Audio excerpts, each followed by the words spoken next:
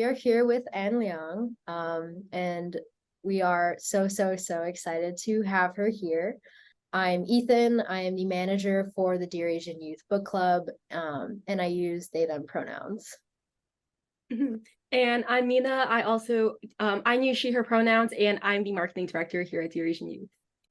I'm Anne, and I'm the author of If You Could See the Sun, and this time it's real. And I'm based in Melbourne right now, and I use she, her pronouns. For context, the book club just finished reading If You Could See the Sun. That was our August read. So if you wouldn't mind, Anne, introducing your book. Yeah, so If You Could See the Sun, it came out in October last year, which it feels in a way like it just came out, and it also feels like it's been like a very long time. So it's my debut novel, and it follows Alice Sun, who's like the scholarship student at a Beijing international school, and one day she discovers that she can turn invisible. So she feels like the best thing to do with that is to kind of start this like a legal business with her academic rival Henry Lee, where they kind of steal and sell their classmates' secrets. So it's very like in the beginning I was kind of pitching it as like Gossip Girl if it were set at this like elite Beijing boarding school. So the first question, I feel like is a kind of basic question to ask authors, but it is, what inspired you to start writing? Because I get this question a lot, and so like I'm always like thinking about it. And I feel like there's like not really like a straightforward answer because like there was never a point where I actively decided that like oh like I should be a writer. I would say I think in the beginning like I started reading a lot when I first moved to Australia when I was around like 5 years old. And so at the time when I first moved to Australia, I didn't know like any English, like literally nothing. I didn't know my own name, and that was actually like one of the reasons why. Like, so Anne is like they gave it to me because that was like the short, like one of the shortest names ever, and like they were like that way you can remember it even if you don't know like the English alphabet. So like it was kind of like it was pretty dire because I was like I literally like I didn't understand my classes or anything. So reading was actually kind of like it was like something that I had to do to like absorb the language. So I was like reading all the time and just like trying to like catch up to like my classmates. And also so that I could just like communicate. So, but then like, after I did all my like assigned readings, I found that like I really like I enjoyed it. Like I loved books. So it was something that like every day like after school like I would just be like reading my books. Like I would always be going to the library. If we went to like the bookstore, like I could just stay in there for literally like a whole day. So I think a lot of writers like they start off really just like like we're always like readers first. And so like that was definitely with me. Like I love the book so much, and I grew up with like the YA boom. Like I was like around a teenager myself when we started seeing books like The Hunger Games and like Divergent and like The Fault in Our Stars. And that was like what I was like reading when I was like 12, 13, 14. And I think I started thinking like, oh my God, like it would be really cool if like I could write my own stories. And like like you want to give people like the feeling that you get when you're like reading a book that you love. So that was kind of that was kind of like my goal. And then I think like I moved, so like during this I like moved back to China, and then I like moved to Australia again. And my teachers here were like very encouraging about like my writing. I think in one of my very first classes at my new school in Australia, they asked us to do like a creative writing exercise. And like so like I did it, and the teacher was like, oh my God, like like they were like reading out in class, which was kind of really like mortifying for me, but it was still like nice to be recognized, I guess. So that was I think when I started to get more serious about like this idea of being like a writer. And then it was just like it became something that I did like in addition to like reading for fun. I would just like write little stories for fun. And that was like that continued until I was in uni, when I really started, instead of just like thinking about like writing, I started thinking about like publishing. And then that led to If You Could See the Sun. Yeah, I'm definitely the same way. I am also the type of person who, whenever I get stressed or just have a free day, I stop by my local bookstore and I just stay there for hours on end. Like at this point, I'm on a first name basis with the cashiers, you know? Yeah. Yeah. So our second question are, what are some of the books and the authors that inspired you as a kid? So just now I mentioned like the Hunger Games. I think that's, it plays a really big part in like, I mean, most people's lives, like especially if you're like my age. So the Hunger Games for sure, that was kind of what like introduced me to YA. Also I would say like when I was younger, there was like a period of time when like I briefly stopped reading. Like I don't know, it was like a very intensive like reading slump that lasted for like a year. And then what got me back into reading was like the Shatter Me series. And like I loved like I mean, like everything, like the romance, like the writing style, like the voice, it just really like pulled me in. And I always find it like it's great how like the Shatter Me series is like it's like so popular now. Like I know like everyone's like talking about it like now. But it was like literally like a decade ago when like those books just came out. Like there was also like, like that hype. And yeah, so that like I think something about like the writing style just like worked so well for me. And that's what got me back into reading and also like wanting to write my own like YA books. Also, wait, I just sorry, I thought of someone else. Well, like so these are from well, I could go on forever about this, but like that was from when I was like a teenager. But I also just want to like I have to mention that like as I got like even older when I was around like when I was like kind of like querying but like I wasn't published yet, like two authors that like really inspire me. So one is like R.F. Kuang, who is like obviously like such a genius. I love the Poppy War series like so much, and like I've read every single book of hers. Like Yellowface was like my jaw was like on the floor when I was reading it. And also like Chloe Gong, like when I read like These Vanilla Lights, like I absolutely like I love her, I love her books, I love her writing style so much. And it was just like so inspiring to see her, just like her books reach people like all over the world. And like I would just like fangirl about her like any day. So yeah, had to had to put that out there. I am also like a huge Chloe Gong fan. I have like my like dorm, my college shelf is literally like a fourth of her books right now. Because Like a I'm just bookshop. like yeah, I love her so much. And yeah, like R.F. Kuang, Chloe Gong, like huge names in like the book community right now.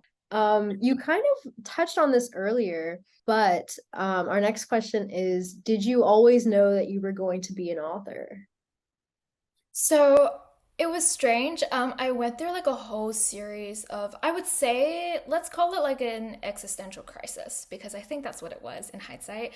But like I was always going back and forth between these really like random career choices. So like from what I recall, like in the early days, I wanted to be a vet. But then I actually like one day had an epiphany that I didn't really want to be a vet. I just wanted a pet dog. And we got a pet dog. And I was like, oh, like I'm actually satisfied with that. I don't need to make a career out of this. So yeah, I was like, I don't know what I was thinking. And then there was like a time when I really loved horse riding. So I actually wanted to be a professional equestrian. Like, and that is like so deeply impractical, but like that was genuinely my dream. And like we had like this like tiny house with like a tiny yard. And I kept thinking of ways that we could like just like have a horse like in our yard and then I could like walk it to school. So I was like absolutely like delusional. And then I realized that like very quickly I was like, no, like I can't do this. Like and I wasn't even good at it. Like I went horse riding occasionally. And like I fell off. It was just a whole thing. And I was like, okay, no, I'm done with like this phase of my life. So then later on, I think I went through a period where we did these like career tests in high school, and then I got into my head, I was like I should be like a human resource manager. I'm like I don't know why, because I actually didn't know like what a human resource manager did, but I was like that sounds like such like a legitimate job that someone should do. So that was also, and then I think I went through like the phase of like okay, so like I prefer humanities subjects like over like, you know, like math and like science. And then I was like, you know, maybe I should try being like a lawyer, even though like I hate like I would not want to like debate over anything. Like I'm like the least confrontational person ever. Like that would not have worked.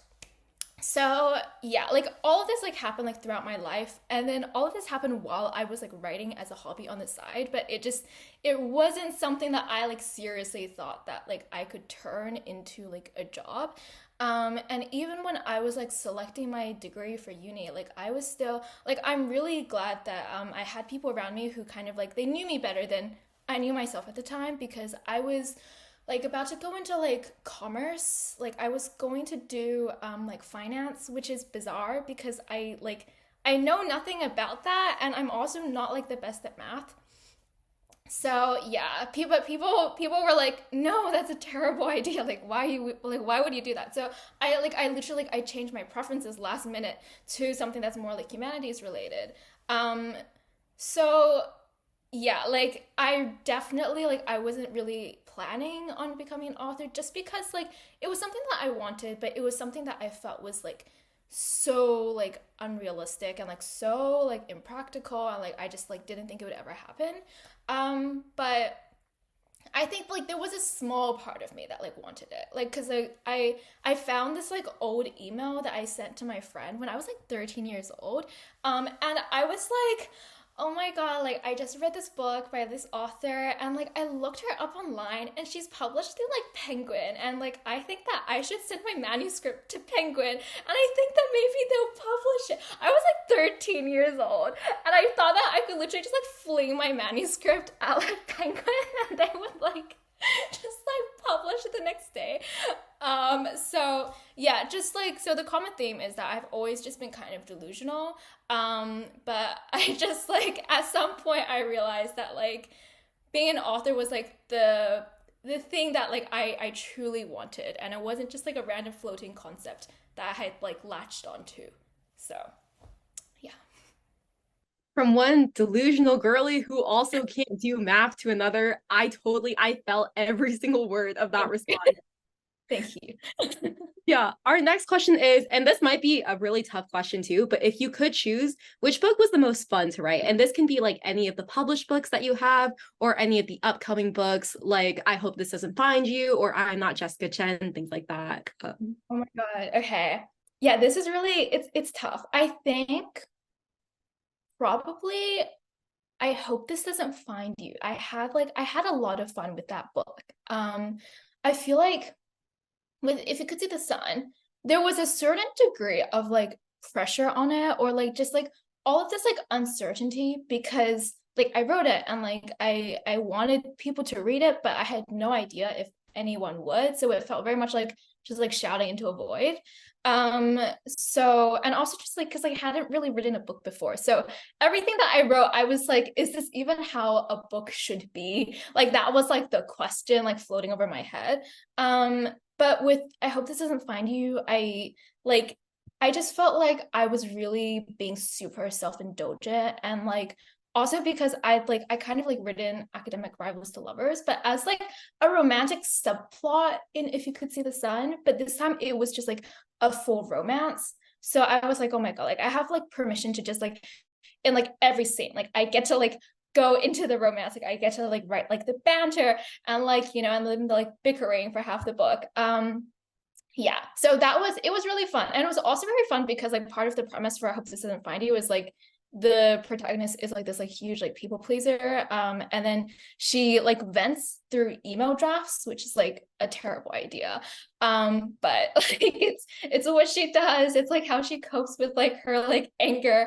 So when I was like writing those angry emails for her, I was like, this is like so much fun because it's just absolutely like unhinged thoughts, like all like coming out onto the page. It's like you're like writing like a rant for someone else.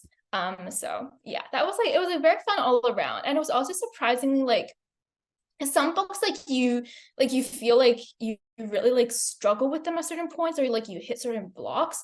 But I feel like with this book it felt pretty like smooth throughout. So I felt very lucky to have gotten that experience. Yeah, as someone who has already read the entirety of I Hope This Doesn't Find You, the art copy at least, all in one night, by the way, like within the span of like 3 hours, I thought it was a really, really fun, really smooth ride. So I definitely get those vibes. Playing off of that question as well, which book was the toughest to write? And this can also be anything that like anything that you've already published or things that might still be coming out. I think I feel like I would answer like whatever book I'm working on at present, because every book when I'm in the middle of it, I'm like, this is like this is hard. With like the exception of maybe like I Hope This Doesn't Find You. I think A Song to Drown Rivers, which is my like it's like my adult debut, and it's like my first like it's like set in ancient China. It's like a historical book. It's like I felt a lot of like those like insecurities and like uncertainty and just like general kind of like doubt that I felt when I was like writing like my first book, If You Could See the Sun. Um, but like because it was just it's like very different from anything I've done before. I think like if I were to write another like rom-com now, at least I kind of like I know that like I've done it, like I've like I've published those books, like I'm more like familiar with that structure. But with this it was just like it was like completely new, and I was like scared before I showed it to my agent. So actually I wrote it without telling my agent at all. This was just like it was incredibly random. One day I just emailed my agent and I was like, hey, like I've literally written like a 97,000 word like historical manuscript, which is completely different from anything I've ever done before. But like maybe like do you want to read it and see if we could like try to get it published? It was like so I was really, really nervous that like she wasn't going to like it. Especially because I feel like once you've already written a few books, there are like expectations for like the voice or like the writing style. And also just because, like I wanted to go for like the vibes of kind of like a historical C-drama. And I was just like trying really hard to like capture that on the page. And I wanted to do justice to the story because it's inspired by like the legend of like Sishu. And like it's like she's like a fairly like well-known figure. Because she's like one of like the famous like four beauties of like ancient China, and like I wanted to like do her story justice, and it also meant that for the first time I was kind of working with like source material, like because I've never done like a reimagining or like a retelling or anything where like there's kind of like an original legend and I'm like working off of that. So that was also new, like so just everything about that was yeah, like I nothing was guaranteed in that whole process.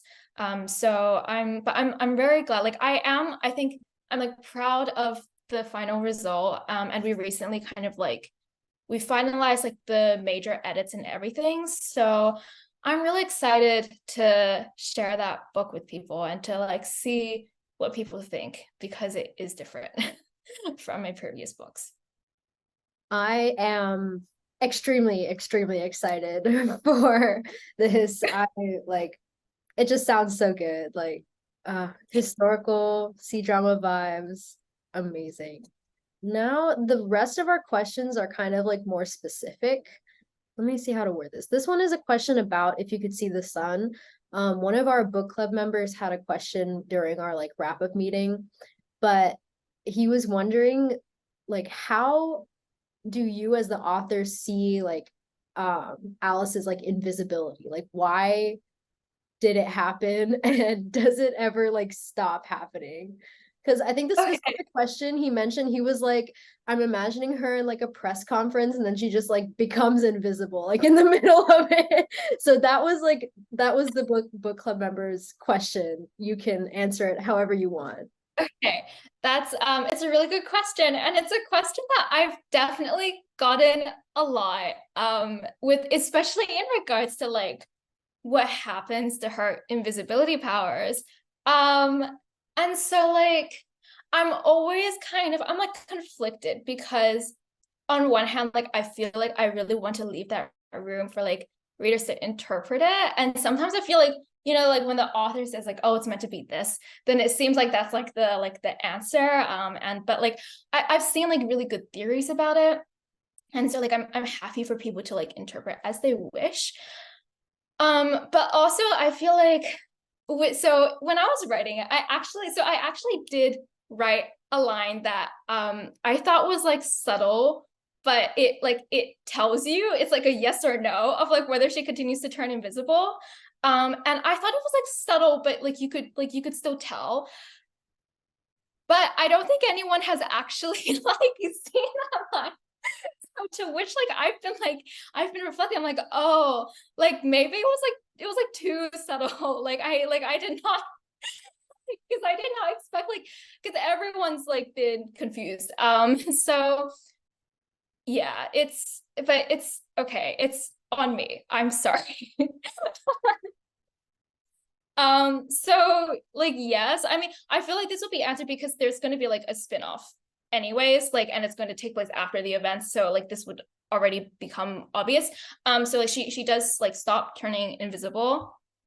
And in terms of like, you know, like her whole like invisibility like powers and everything, like I think with books, like what I like to do, especially with these kind of like speculative stories, is I'm always like, I really enjoy making like metaphors out of things, like using like magic sort of as like a vehicle to like explore certain topics. So originally, you know, when I was like trying to like query, like I was describing If You Could See the Sun as like a contemporary fantasy, and I know that it's sometimes still like categorized as that, but like when I became more familiar with like genre, like it's like technically it's like just like a speculative element. Like I feel like there's not like a hard like fantasy like magic system in it.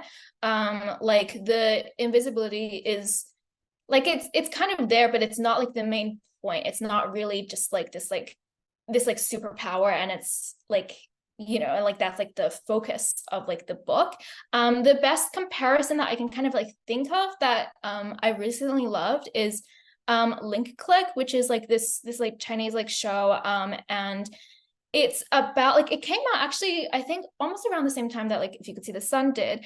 And what they do is like, it's about these two people who, like, one of them has the ability to like dive into like photos in the past, and the other person has the ability to like see like what's going on in these photos. So like they have these like kind of like magical like powers too. But it's like the way that it's structured, it's around like 12 episodes or something, and they own a business, and like it's like they have the clients come in with these photos, and they're like, can you like dive back into the past, so like change this like mistake, or like can you like prevent this thing from happening, like someone who, you know, might have like not had like the last like day at school that he wanted, he's like, can you help me like relive this like experience and like make it better. So in almost like every episode you're following like a different like client with like a different photo and different request. And so the actual like the magical powers, like they're kind of just like a way for these characters to like explore like these different clients and like their wants and like their like backstories. So I think like the invisibility in If You Could See the Sun like works in like a very similar way with like the different tasks. Like it's kind of like just like a bridge for like someone like Alice, who's originally very kind of like on the outside like looking in, someone like her to understand like her classmates and like to have sort of like a foot in their world.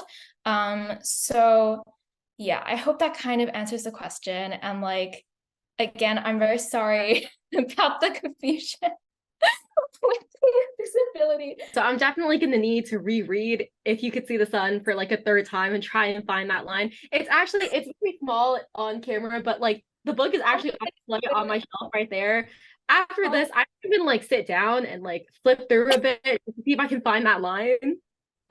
This is actually a very common recurring theme throughout all of your books so far. All of your books have been set at boarding schools and center very much around education and to another extent privilege and elitism. So how do you think that your own experiences have shaped how you describe school in your books? I've been to many different schools. I think I moved around a lot when I was a child. I think I went to at least like 6 different schools. And the school that I stayed at the longest was the Beijing International School that I went to when I think it was between the ages of around like 9 to 15-ish. So that was like, before that, I had been going to just like I'd been going to like public schools in like Australia. And so that was a really big like culture shock for me when I first went to the school. And there were just like things that I think like that made their way into, if you could see some, it's like more of like the details about how my classmates would like spend their holidays. Like they would go to like these resorts that like celebrities were like staying at. Like, like they would like people like you would go shopping with them and like they wouldn't look at like the price tag on anything. Like it would just be immediately like into the basket. And I was just like little things like that were just like so shocking to me. And I was also like on a scholarship there. And I don't think I was like the only one in the entire school, but I was the only one with a scholarship in my year level.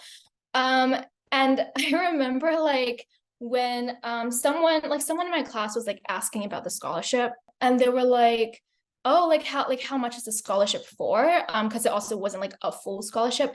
And like I told them what it was worth, and they were like, oh, like that's hardly anything. Like, what's the point of a scholarship? And it was like 50-60% of like the entire like school fee. And they were like, oh, it's not even worth applying for.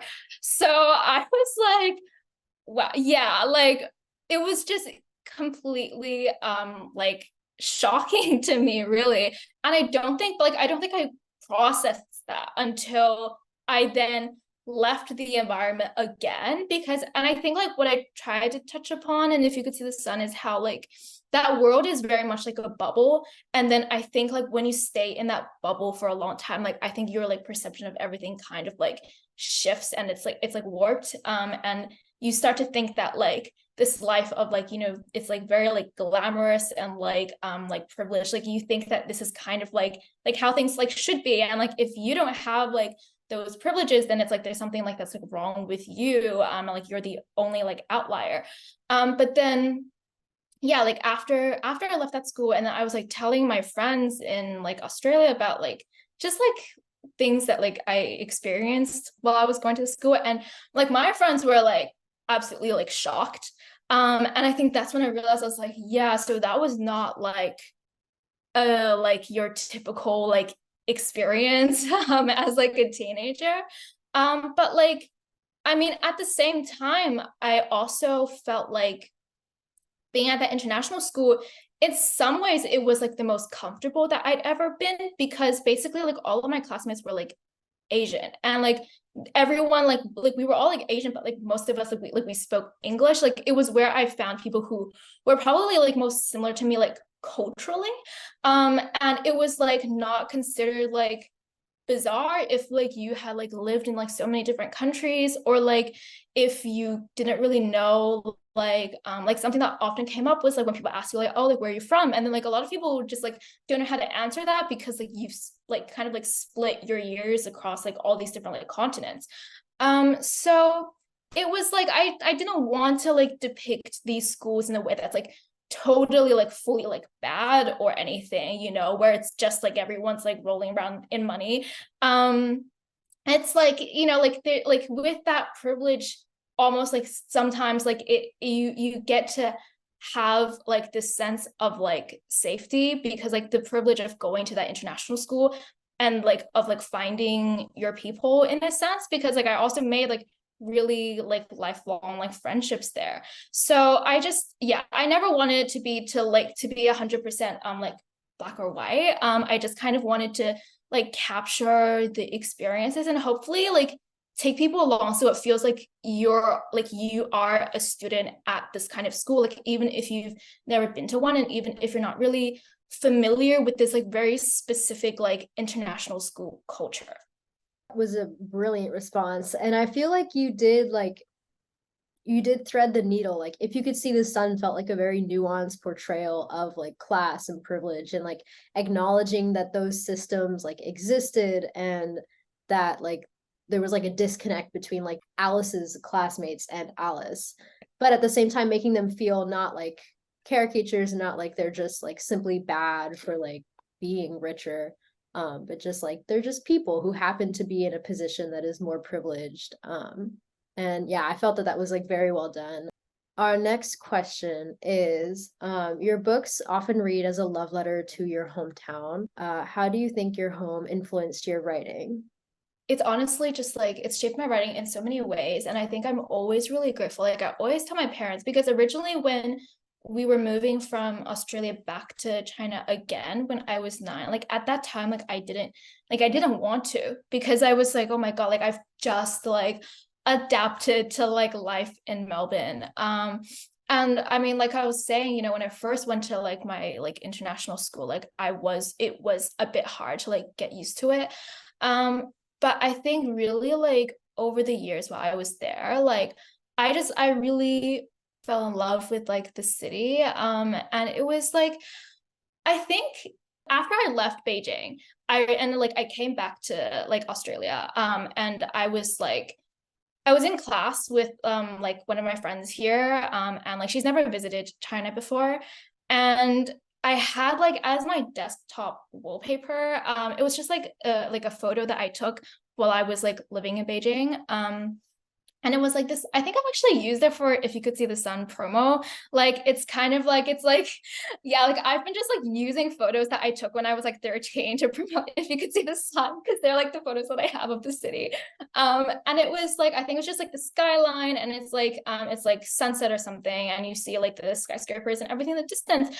And my friend was like, oh my God, like that's so pretty. Like where was it taken? And I was like, oh, it's just taken from my apartment in Beijing. And she was like so just like flabbergasted. She was like, oh my God, like Beijing looks like that, like, you know. And I was like, yeah, like it's like, yeah, it can look really pretty. Like I think, you know, and like her shock just like made me realize, I was like, I think not that many people like know what it actually is like to live there, or like even just like what it looks like. And so when I was like writing If You Could See the Sun, I was like, I just like I wanted to show the city like through my eyes and like through like my experiences, and to like capture like all of the little details, because I feel like, you know, you like home, like your sense of like home and like belonging and like your love for a city, it really comes from like those everyday details.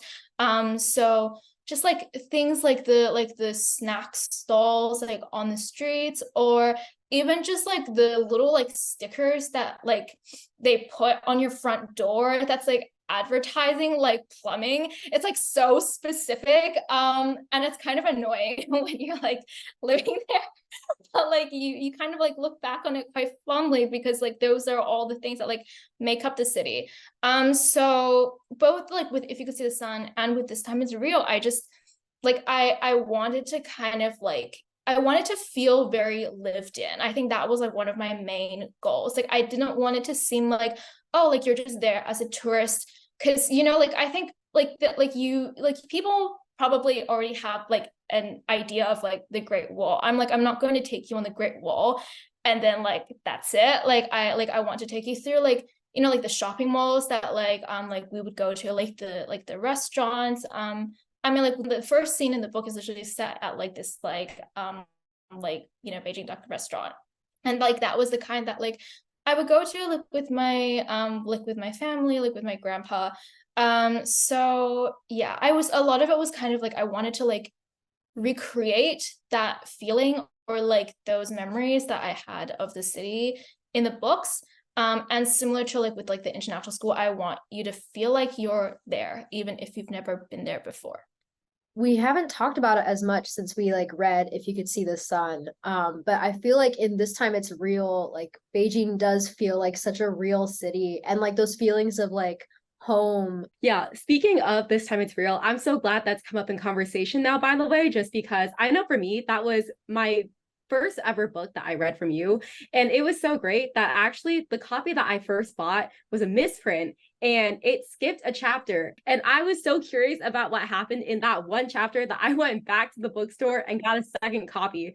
And then I was like, you know what? I need to support authors. So I just kept both copies. And now if I ever like really dislike someone and I want to like hook them onto a book, I'll loan them that like misprint. to circle back to the actual question, I'm wondering if you would ever write a dual POV book in the future, because you write men that are written by women, if you know what I mean, like top tier male characters. So would you ever consider writing a dual POV in the future?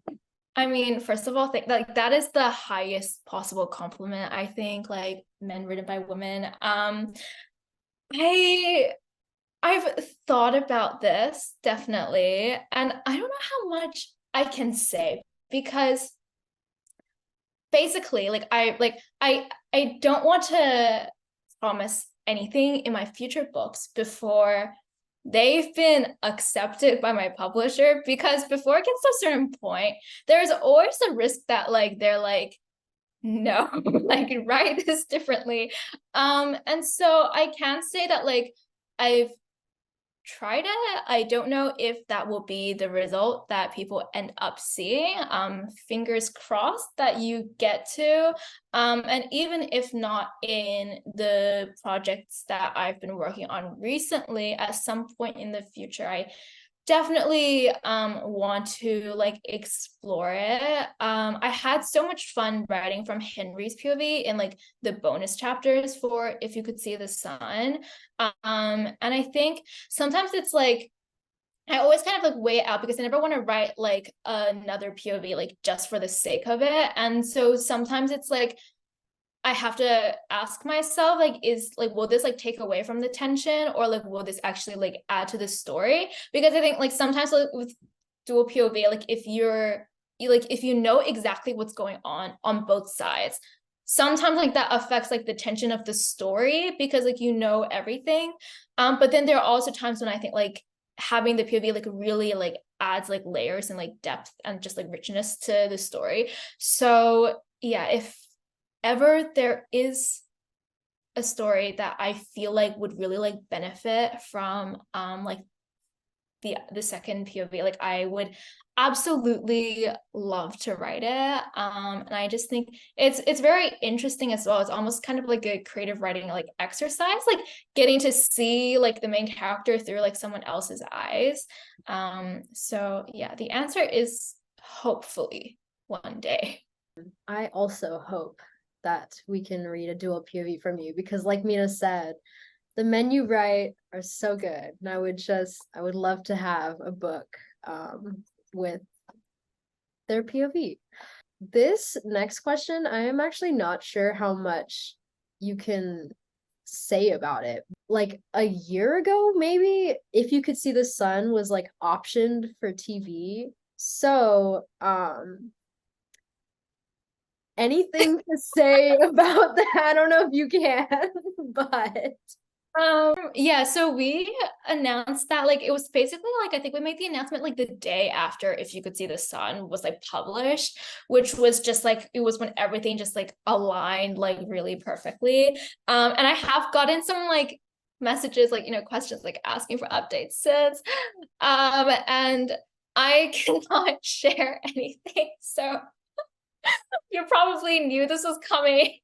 I'm really sorry. What I will say is like, I mean, honestly, you wouldn't need to ask, because the second that I could share anything, like I will be screaming about it like everywhere. Like there's no way that you would miss any updates about it.